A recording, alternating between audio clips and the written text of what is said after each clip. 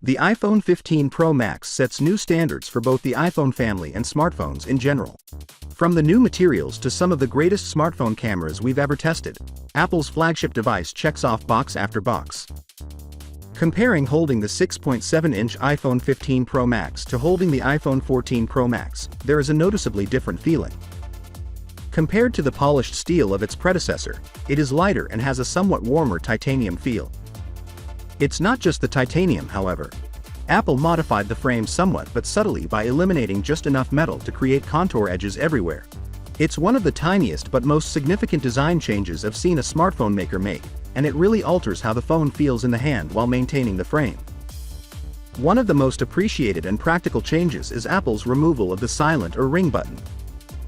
It turns an interesting, one-trick analog function into a sleek, customizable button that can be practically whatever you want it to be. For some iPhone aficionados, though, the adoption of the USB-C connector in instead of the Lightning port will mark the largest shift.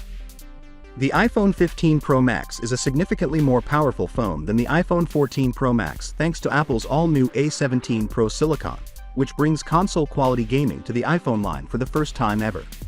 However, console games like Resident Evil Village were not designed for a 6.7-inch display, even Apple's high-definition Super Retina XDR OLED panel.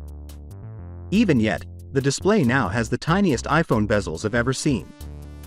The iPhone 15 Pro Max triple camera system seems to be unaltered from the iPhone 14 Pro Maxes, but appearances may be misleading since the phone has undergone both internal and external improvements that contribute to one of the greatest photographic experiences you'll find on any phone.